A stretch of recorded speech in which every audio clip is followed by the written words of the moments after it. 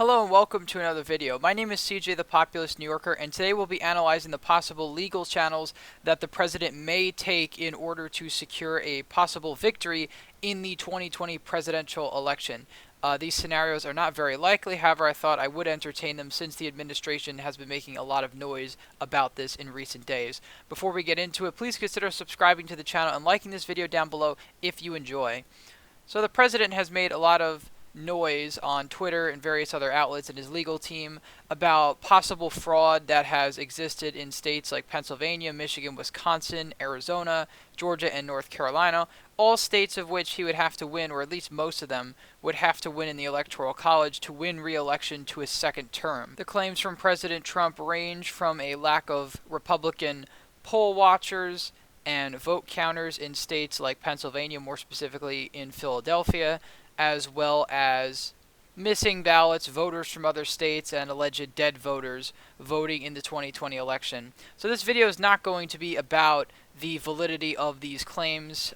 Me personally, I'll believe these claims of voter fraud when I see them presented in a court of law as evidence. Naturally, a lot of things circle around on the internet that you can't always believe. There's not a lot of facts to back up some of these claims. Others, of course, may have more evidence, but of course those will have to be presented in court. So how can President Trump actually use the courts to win the 2020 election?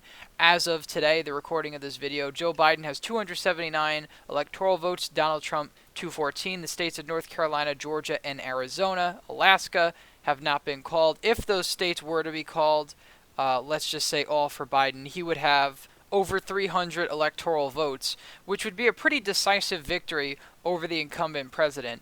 Now, recently, legal advisors to the president, like Rudy Giuliani and others, have thrown around election lawsuits, all, of course, in these key states, the hope of which would be to disqualify enough ballots in these states to Joe Biden to give them over to Donald Trump in a final count. Now, the media has declared Joe Biden the winner of the presidential election. Joe Biden himself, even the other day, declared victory. But that does not mean he is, of course, the president-elect. He becomes the president-elect when the Electoral College meets in the various state legislatures to cast their votes for the president. So until that point, there is no president-elect as of yet, although it's more than likely 99% chance going to be Joe Biden. But we're just going to entertain the scenario in which Donald Trump could possibly throw the election in his favor. So again, Rudy Giuliani and other members of Trump's legal team have been setting off a flurry of lawsuits in these states, some of which ranging from Nevada, for instance, which the Trump campaign alleges that nearly 3,000 voters from out of state cast their ballots in the state of Nevada. Of course, the problem with this is that Joe Biden is leading by over 30,000 votes, so taking out 3,000, let's say they all went to Biden, 3,000 votes would be irrelevant to the Electoral College overall. Pennsylvania as well, the Trump campaign is alleging that nearly 20,000 dead people voted in the 2020 election in the state of Pennsylvania. Joe Biden is currently up 38,000 votes. Even if that were to be true, it would still put Joe Biden nearly 10,000 votes ahead of Donald Trump, and all of Pennsylvania's 20 electoral votes would go to Joe Biden either way. Now, the last time we had a presidential election thrown to the courts was the election of 2000. And the election of 2000 was down to one state. There was one state in dispute, and that was, of course, the state of Florida. The rest of the states had already been called for the various candidates, and those states weren't really in dispute. But the one state of Florida was, as the margin of victory for George W. Bush was so small that a recount could possibly throw the election to Al Gore. In the 2020 election, however, we have many states in dispute. Of course, we have Pennsylvania, Michigan, Wisconsin, Arizona, Georgia, North Carolina to a lesser extent, and Alaska not really so, because that will be called to Trump in the coming days. But the 2000 election came down to the state of Florida, which at the end of the day, after over a month in the Supreme Court stopped the Florida recount, which effectively gave George W. Bush the presidency.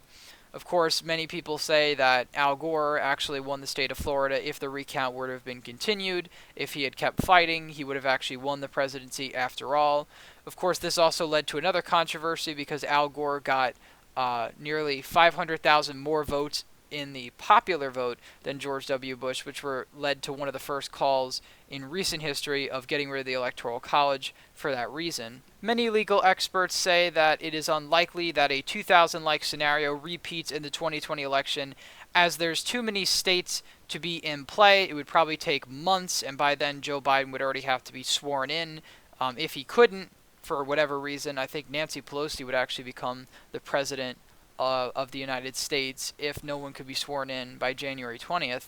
I could be wrong about that, but this is a much different scenario than the election of 2000. There's various claims of fraud ranging in a whole different array of ways, and it's going to take a long time to prove these allegations in court. And it doesn't go directly to the Supreme Court. It has to go to lower courts to actually get somewhere. Donald Trump did have a small Supreme Court victory in the state of Pennsylvania. Justice Alito approved the request from the Pennsylvania GOP to separate the counting of ballots after Election Day to the ones before Election Day, leading to some to speculate that if for some reason those ballots needed to be discarded due to fraud or other reasons, they could be. However, I think that's very unlikely. I think that was done more so for organizational purposes and at the wishes of the Pennsylvania GOP. Now, again, to stress, it is very, very unlikely that the presidency could actually be thrown to Donald Trump and these cases to be heard. Legalese and, of course, Rudy Giuliani is expected to bring these lawsuits, the variety of which today, so we won't really know until tomorrow what the full scope of this legal plan by the president is. People close to the president, like Melania, Jared Kushner, have tried to get him to concede the race to Joe Biden and leave the White House gracefully. As of right now, President Trump has made it clear that he's determined to stay and fight this battle in the courts in an effort to win the 2020 election through the legal channels.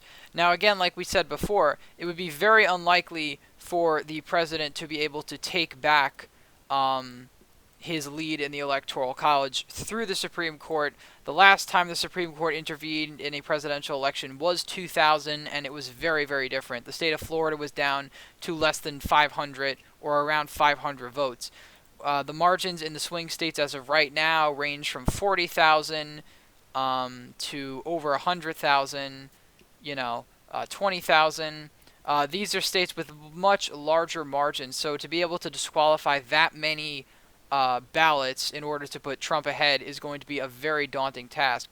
But again, I keep an open mind. If there is evidence of fraud, then these claims should be investigated in the Supreme Court and lower courts and determine which ballots are fraudulent and deal with it accordingly. However, I think the best way to go about this would be, of course, to have recounts in the states of Pennsylvania, Michigan, Wisconsin, Arizona, Georgia, North Carolina, as well as even possibly auditing the elections in all of those swing states, just to make sure to allow transparency in the election, to show Trump, his supporters, and the nation that the election was a fair and just process. I fully get behind that, and I think it's the best way to ensure that the election is transparent, so we don't have half the country thinking the election is illegitimate. However, we won't really know until later today what the Trump campaign is officially going to allege in court and whether those allegations will be given any credibility, a hearing, etc., and we'll know soon enough if those will make it to court. But until then, the allegations of fraud are just that, allegations and speculation. Of course, there's tons of videos circulating around social media that, look fishy on face value, but again, we don't know what the context of those videos is and what, of course, is actually going on. However, like I said, the best way to know this is to actually get these allegations into court and find out whether they're true or not.